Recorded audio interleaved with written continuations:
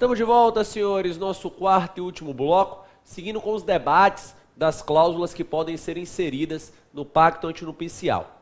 Seria possível uma cláusula de dispensa à coabitação? A doutrina majoritária entende que sim, é viável. Até mesmo porque, gente, muitos casais hoje, por questões até mesmo profissionais, não conseguem coabitar no mesmo domicílio conjugal. Exemplifica-se aqui com o casamento de um advogado com um juiz ou com a promotora, ela ou ele funcionando no interior e o outro advogando na capital. Enfim, há um período ali do relacionamento em que não haverá efetivamente coabitação. E isso não desnatura o casamento. Então, sim, é viável, é possível a dispensa da coabitação. Seria possível a dispensa da mútua-assistência? O entendimento majoritário é no sentido negativo. Não. Não dá para você colocar uma cláusula, por exemplo, dizendo que na hipótese de divórcio ou na hipótese de solução da união estável, não serão devidos alimentos. Não dá. Isso viola a mútua-assistência. É assim que vem se pronunciando o STJ em relação a este assunto. Então, trata-se de uma cláusula ilícita, que desrespeita a questão de ordem pública. Essa cláusula ou convenção, ela haverá de ser invalidada. Até mesmo porque, no tema alimentos, nós temos que verificar a questão sempre com atualidade. Temos que verificar esse binômio necessidade e possibilidade no momento do pleito dos alimentos, tá? Então não dá para verificar isso antecipadamente. Seguindo, seria viável uma cláusula penal pelo término do relacionamento? Então imagine você que eu coloque lá no meu pacto antinupcial que depois de 6 anos de casado, 7 anos de casado, se houver término imotivado, repito, no relacionamento, será devido a uma multa de X mil reais à contraparte. Seria isso viável? Seria inviável? Trata-se de uma cláusula muito usual no direito norte-americano. Lá nos Estados Unidos, os chamados contratos nupciais, eles costumam ser extremamente detalhados, tá? E costumam trazer esse tipo de situação. Exemplifica-se aqui com o famoso caso do golfista Tiger Woods, que tinha essa cláusula de desfazimento do relacionamento, ainda que imotivado com o pagamento indenizatório. Lá, a cláusula é tida como válida. Aqui no Brasil, a maioria da doutrina a entende como inválida, tá? Porque ela retiraria a liberdade de sair do relacionamento. Boa parte da doutrina entende que você deve ter liberdade de entrar no casamento, liberdade de entrar na união estável, mas você deve também ter liberdade de sair do casamento, você deve também ter liberdade de sair da sua união estável. E essa cláusula penal, ela desrespeitaria este espelho invertido da liberdade, que seria a liberdade de sair daquele determinado vínculo. Beleza? Meus amigos, apesar do posicionamento doutrinário majoritário, eu particularmente entendo que essa cláusula deveria ser tida como válida, viu? Afinal de contas, é muito usual cláusula penal em contratos. Contratos de compras e vendas de imóveis, por exemplo, você costuma ter uma multa de desistência.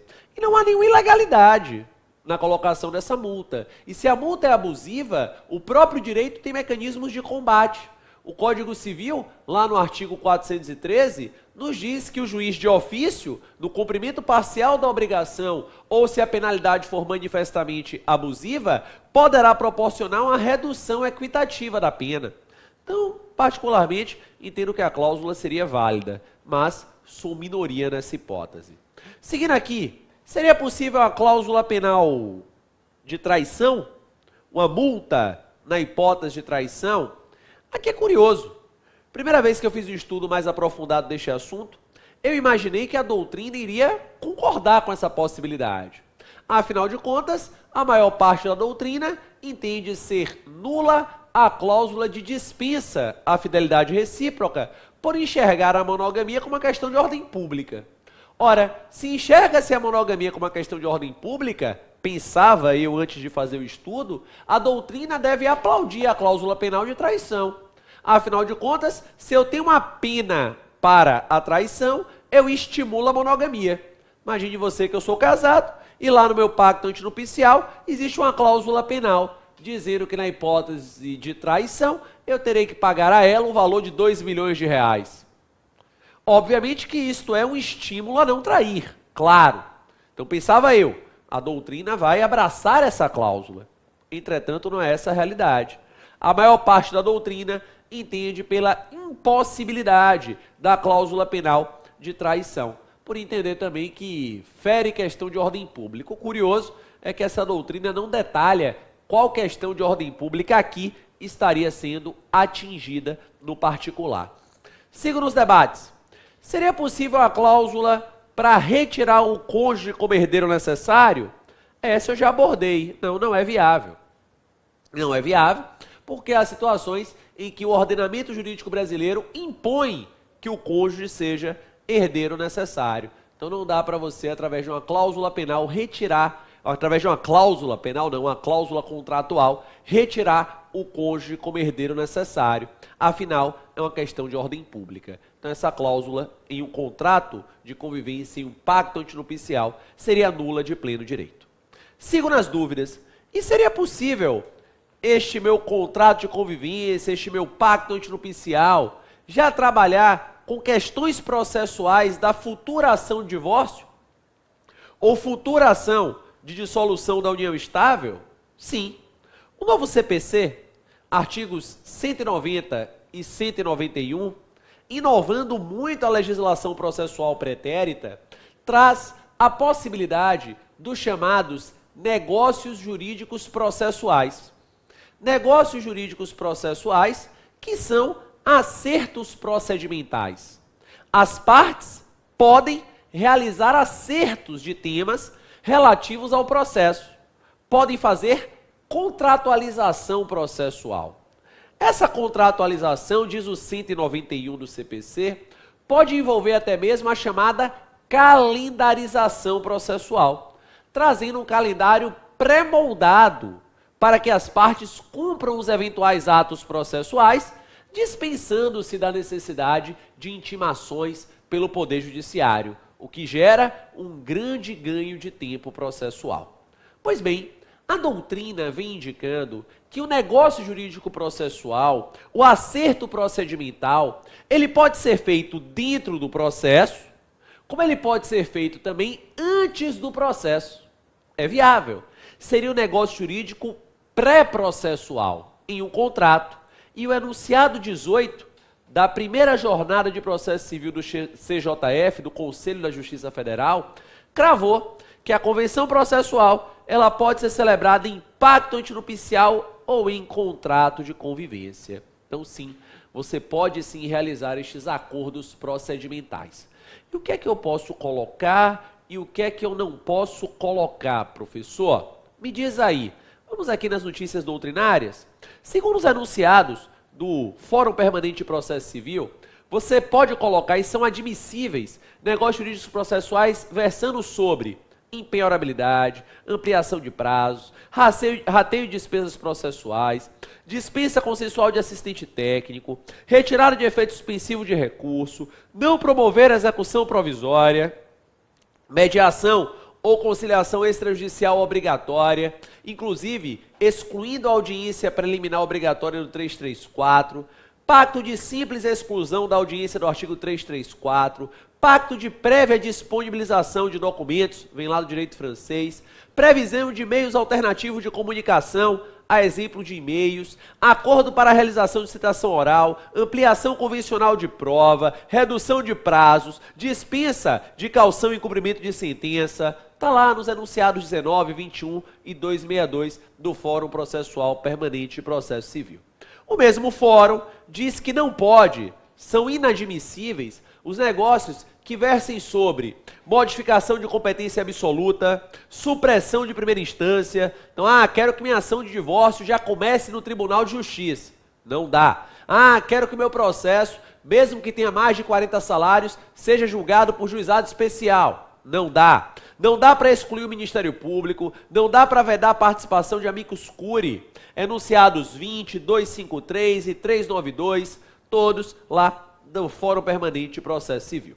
Já por o INFAM, Escola Nacional da Magistratura, são inadmissíveis negócios que versem sobre poderes e deveres do juiz, como poderes de instrução, sanção à litigância de má-fé, controle de legitimidade das partes, ingresso de amicus curiae, que introduza novas hipóteses de recorribilidade, rescisória, sustentação oral não prevista em lei, que estipule o julgamento de conflito com base em lei diversa da nacional vigente, que estabeleça a prioridade de julgamento não prevista em lei, que violem garantias constitucionais do processo, como o uso de prova ilícita, que limite a publicidade do processo além da lei, que modifique competência absoluta em razão da matéria, que dispense o dever de motivação. Tá aí. Estes não podem. Obviamente que essas cláusulas podem vir no pacto antinupcial, se você visiona o casamento, ou no contrato de convivência, se você visiona uma união estável. Beleza? Professor, eu quero ver isso na prática. Claro. Como é essa escritura pública de pacto antinupcial? Olha aí o modelo. Olha o modelo da escritura pública do pacto antinupcial. Gente, se você vai fazer um pacto antinupcial, tem que ser por escritura pública, né? Obviamente que você vai ter que lavrar em um tabelionato. Eu lhe aconselho que vá até um tabelionato de confiança e pegue um modelo junto ao tabelionato. É assim que nós procedemos aqui em Salvador. E aí você trabalha nesse modelo com o seu cliente, manda para o tabelião aprovar, dando tudo ok, você marca a data para lavrar a escritura e fazer a assinatura. Olha aí, saibam a quantos a escritura pública vierem, que aos tantos dias, na cidade de Salvador, capital do Estado Federal da Bahia, República Federativa do Brasil, no tabelionato de notas número tal, a cargo da tabeliã tal, compareceram como ortogantes e reciprocamente ortogados. Aí você qualifica os dois, tá? Direitinho. Os presentes reconhecidos como os próprios, através das provas de identidade a mim exibidas neste ato, no que eu dou fé. E pelos outorgantes reciprocamente outorgados, foi emitido o seguinte, que pretendem casar-se, se quiserem estipular, na forma do que lhes faculta o artigo 1639 do Código Civil Brasileiro, a convenção antinupcial nos termos seguintes.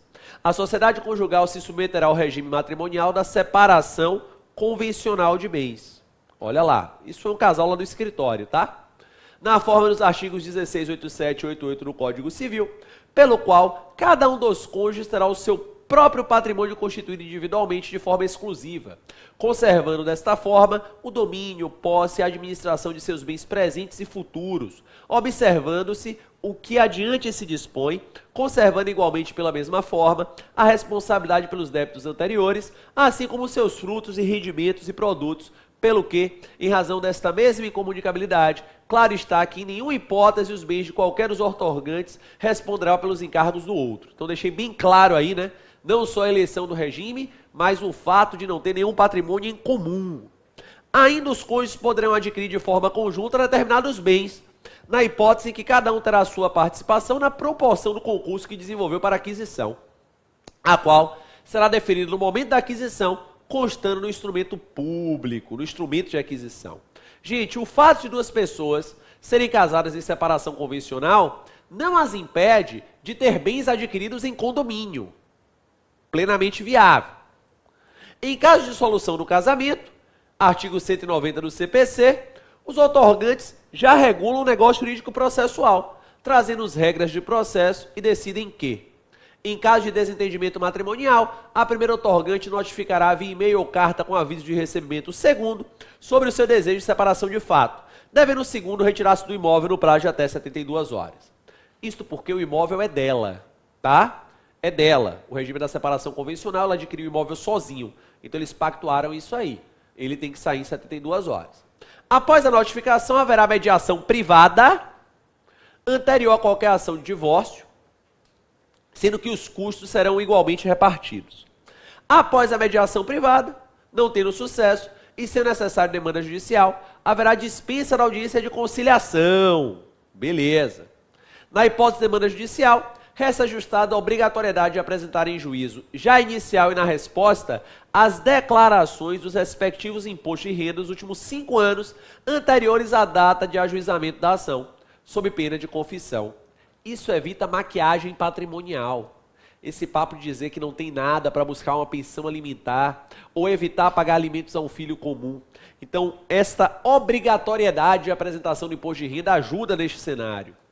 Em havendo processo judicial, a demanda findará na segunda instância, ficando acordada a impossibilidade de utilização de recurso especial extraordinário. Gente, vamos combinar. Recurso especial extraordinário hoje atrasa mais do que resolve. Atrasa mais do que resolve, né? Porque são recursos difíceis de serem encaixados por conta dos requisitos para tanto, e além disso, quando encaixados, raramente são providos. As custas e emolumentos, bem como as taxas advindas do procedimento, serão repartidas igualmente. Honorários advocatícios e sucumbenciais seguirão a legislação nacional. E as comunicações serão realizadas via e-mail ou carta com aviso de recebimento. E aí tem o fechamento da nossa escritura pública. Veja que foi a escritura pública aí de pacto antinupcial, em que eu elegi o regime da separação convencional de bens e, além disso, já trabalhei aí com o nosso negócio jurídico processual. Se for uma união estável, aí você vai fazer o contrato de convivência, que pode ser por instrumento particular, porque a lei não exige forma pública ao contrato de convivência. Está lá no 1725.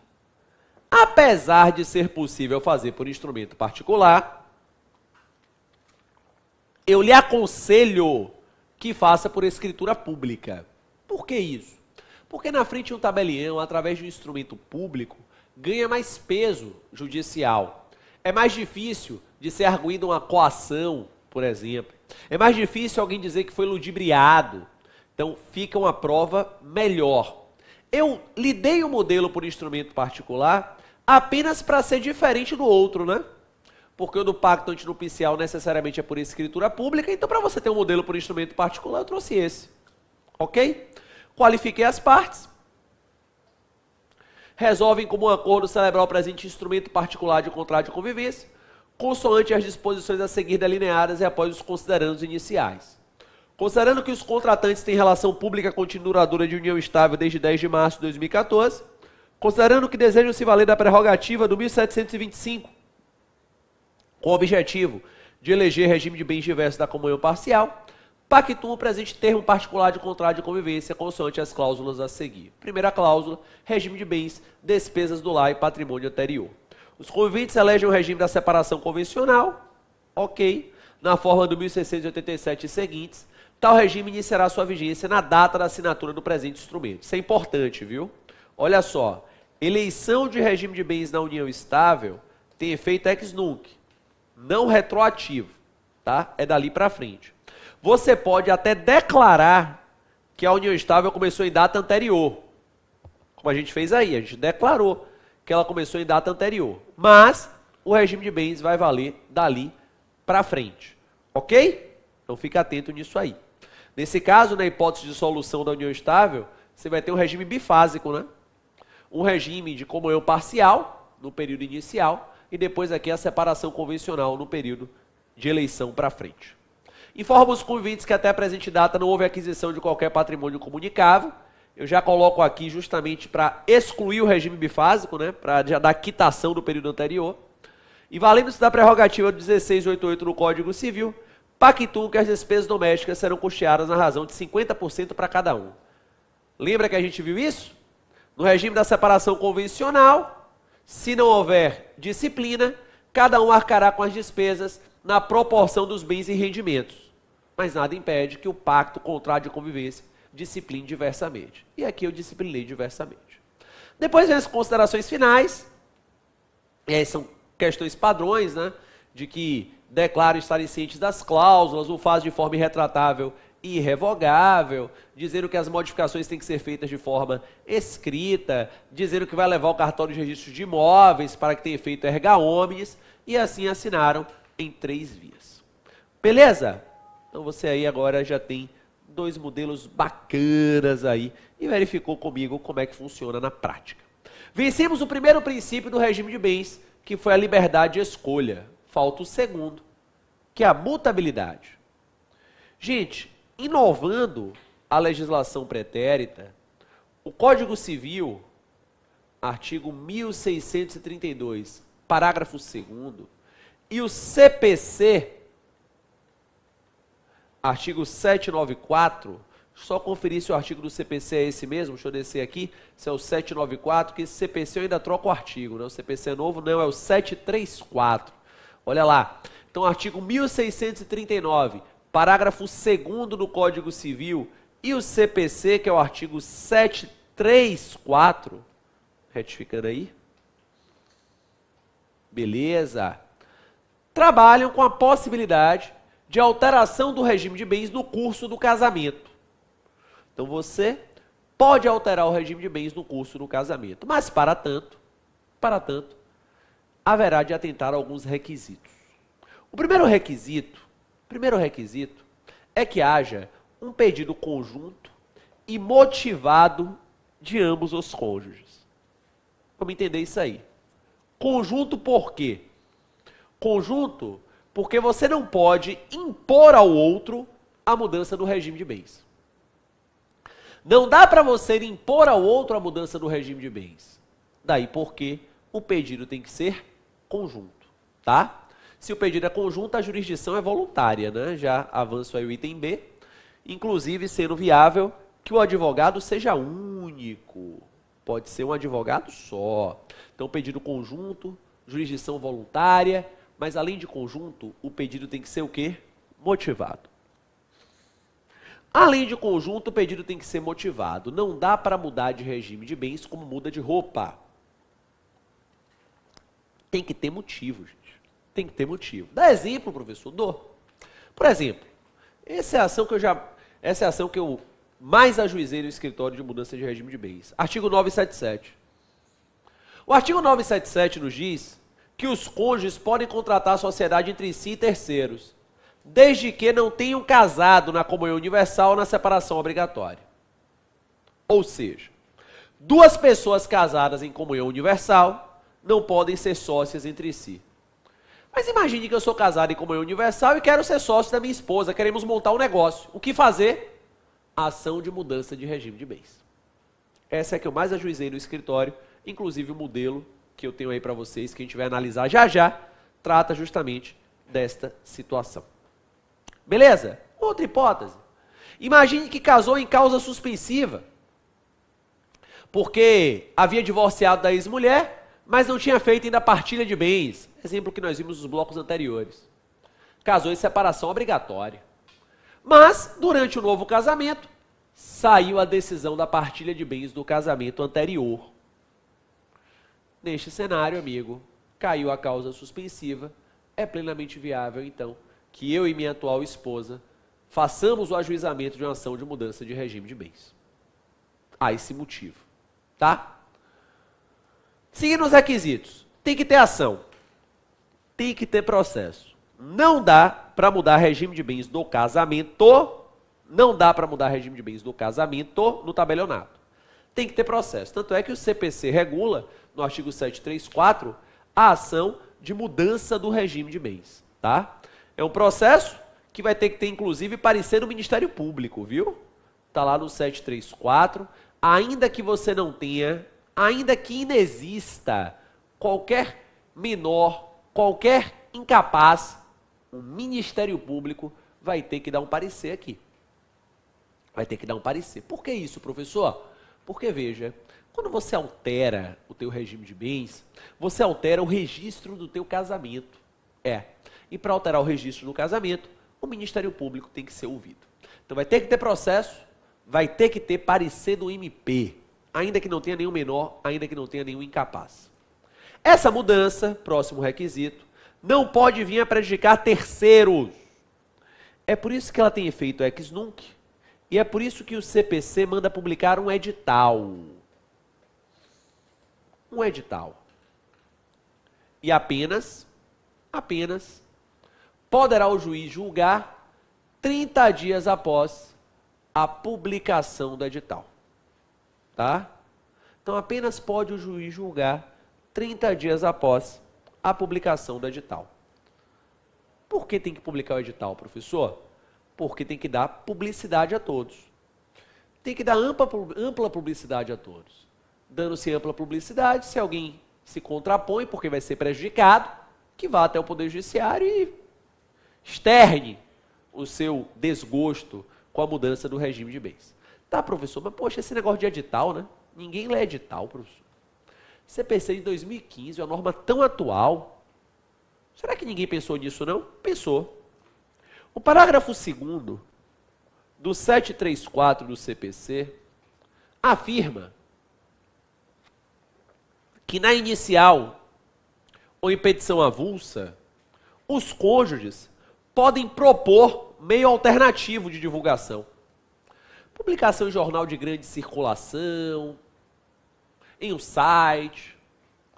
Eu não lhe aconselho, viu? Por que você não aconselha, Luciano? Porque, veja, quando você vai ajuizar uma ação de mudança de regime de bens, como o pedido é conjunto, a jurisdição é voluntária, geralmente é um advogado único para ambas as partes. Tá? Geralmente é assim que funciona. Um advogado único para ambas as partes. Nesse cenário, meu amigo, neste caso, você quer andar com o processo. Você não quer que tenha lide, que tenha conflito. Publicando o edital, provavelmente não vai aparecer nenhum terceiro, porque as pessoas não costumam ler editais. Se você resolve colocar em um jornal de grande circulação ou em um site da internet, periga um terceiro aparecer. Periga um terceiro aparecer. Então, você evitaria e manteria o edital. Pois bem, dando tudo certo, após o trânsito em julgado, o juiz vai expedir mandado de averbação ao cartório de registro civil e de imóveis, e se alguém for empresário, algum dos cônjuges, ao registro público de empresas, mercantis e atividades afins. Ok? Tem algumas questões interessantes aqui que eu queria trazer para vocês. A primeira delas é uma dúvida, já sanada há algum tempo pelo STJ, que é a seguinte: professor, a possibilidade de mudança do regime de bens, ela se deu, Luciano, com o Código Civil de 2002. Mas vem cá, e se o casal tivesse casado antes de 2002 e estiver casado até hoje, poderá alterar o regime? Imagine você que se casaram em 1999, estão casados até hoje, 2019. Querem mudar o regime. Pode? O STJ entende que sim, pode. Observados os requisitos, não há problema nenhum. Pode sim. Pode sim. E há dois argumentos aqui favoráveis. O primeiro é a isonomia. Não seria lógico alguém que se casou depois de 2002 poder alterar o regime de bens e quem se casou antes não poder. As pessoas iriam querer se divorciar para se casarem novamente entre si. Não faz sentido. Seria teatro do absurdo. Além disso, o próprio Código Civil permite a conduta. E uma regra de contratos, artigo 2035. Lembre, casamento é contrato. O Código Civil no 2035 nos traz uma regra de transição para contratos que foram celebrados antes de 2002 e cujos efeitos adentram o Código Civil de 2002, que é o caso, né? Que é o caso. Se casarem em 99, contrato celebrado ainda na época do Código Civil de 16, continuam casados até hoje. Efeitos no Código Civil de 2002. O Código Civil de 2002 que ganhou vigência a partir de 2003, né? Porque teve vacatio legis de um ano. Para esses casos, diz 2035, a validade segue a lei da confecção, que é o Código Civil 16, mas a eficácia segue a lei atual. E se a eficácia segue a lei atual, regime de bens é eficácia, efeitos do casamento, vai seguir a lei atual. Presentes os requisitos, você pode mudar o regime. Estão aí os julgados do STJ no seu material de apoio, os quais, inclusive, afastam 2039, que era um artigo que causava confusão, porque diz assim, o regime de bens é aquele da época do casamento. O STJ disse, esse artigo não serve para mudança de regime de bens. Esse artigo aí regula outra coisa. Ele regula a questão do regime supletivo, que até a década de 70 era o da comunhão universal e depois virou parcial. Quem se casou até 70 segue na universal. Tá? Ainda nas dúvidas relevantes. Professor, vou ajuizar uma ação de mudança de regime de bens. Ok. Geralmente você sai de um regime mais ampliativo para um mais restritivo. Estou saindo da comunhão universal para a comunhão parcial. Beleza. Eu preciso apresentar plano de partilha e verificar as questões tributárias junto à fazenda? Não necessariamente. Se você quiser, pode só fazer a mudança do regime de bens e depois ajuizar uma ação de partilha de bens. Eu acho sofrido. Eu faço tudo junto. Então, se eu saio de um regime mais ampliativo para um mais restritivo, eu já apresento na inicial plano de partilha e a questão tributária. Geralmente eu busco a divisão igualitária para fugir da tributação. O CPC não regulou o tema, né? Poderia ter avançado um pouco mais e trazido um detalhamento sobre isso. Por fim, lembre-se que se for união estável, você não precisa de ação para mudar o regime de bens, né? União estável, basta que você vá até o tabelionato, não é verdade? Ou até mesmo através de um instrumento particular, faça lá o seu contrato escrito e mude o regime, que mudará sempre dali para frente. Efeitos ex nunc, não retroativos. Ok? Tá, Luciano, vou ajuizar uma ação de mudança de regime de bens. E aí? Tá aí o modelo. Excelentíssimo senhor doutor juiz de direito da vara de família da comarca de Salvador, Bahia, né? Qualifica as duas partes, que estarão com advogado único, né? Podem ser dois advogados, nada impede. Mas, como a jurisdição é voluntária, geralmente é advogado único. Advogados infrafirmados, procuração anexa. Vem ajuizar em comum acordo, com base no 1639, parágrafo 2º do Código Civil e 734 do novo CPC, a ação de mudança de regime de bens pelos fatos e fundamentos a seguir. Introdução, objetivo da alteração consensual do regime de bens. Beleza. Essa inicial vai ser dividida em fatos, direito e pedido. Fatos. Mantém relação conjugal desde o dia tal, como se verifica a certidão de casamento junta, devidamente inscrita no livro de casamentos. Esse casal, que era cliente lá do escritório, casou-se em 58. Assim, naquela época, como o casamento era indissolúvel, comunhão plena de vida, o regime de bens à época da regra geral era da comunhão universal. E eles se casaram em comunhão universal. Até então, beleza. Sem problemas. Não havia nenhum problema, só que recentemente esse casal quis contratar a sociedade empresária entre si. E aí foram surpreendidos com a vedação legal. Para a solução do impasse, vem ajuizar essa ação, pedindo a mudança parcial, pois apenas assim poderão adequar o regime de bens à sua necessidade. Aí vem o do direito, falo da vedação do 977, cito doutrina em relação a esse tema, dizendo que o receio é que se misturasse o patrimônio pessoal com o patrimônio empresarial, tá? Vou adiante, dizendo inclusive que esse artigo 977 há quem entenda que é inconstitucional, porque fere a livre iniciativa, mas que aparecer no Departamento Nacional de Registro de Comércio, informando que seria constitucional e que de fato é vedado o casamento, a adoção da sociedade empresária por pessoas casadas em comunhão universal.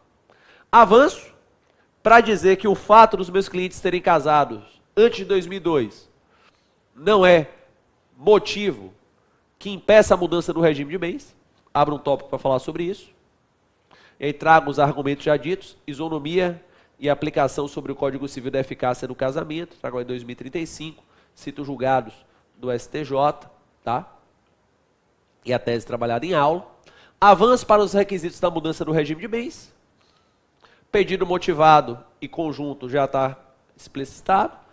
Ausência de prejuízo a terceiro, eu junto vasta documentação, e aqui eu chamo a atenção que geralmente a resolução do Tribunal de Justiça sobre o tema. Essa documentação que eu juntei aí está na resolução do TJ Bahia, você busca a resolução do seu estado. Digo que não vai ter prejuízo a terceiro, peço para publicar o edital. Digo que só falta autorização judicial. Já trago o que era patrimônio em comum e o plano de partilha, dizendo que não há de se tributar, porque eu estou dividindo exatamente ao meio, e aí não há fato gerador, não há transferência patrimonial, e fecho com os pedidos, lembrando da necessidade da intervenção do Ministério Público. O valor da causa seria o valor dos bens. tá? Se você não vai partilhar, aí você não precisa dar o valor dos bens, você dá um valor para meros efeitos fiscais. Beleza? Este foi o nosso encontro de hoje. Espero que você tenha gostado da nossa aula. Espero que você adore o nosso curso, que está sendo feito para você com muito carinho, visando a sua prática. Gente, se você tiver qualquer dúvida, eu estou lá no plantão de dúvidas, tá?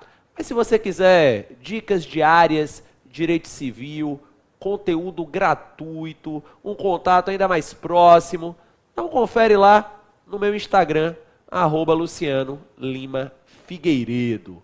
Para quem quiser aprofundamento com os livros, Sinopses para Concursos Públicos, Editora Juspódio, volume 14, que é o de Família e Sucessões, ou nosso Código Civil comentado para concursos.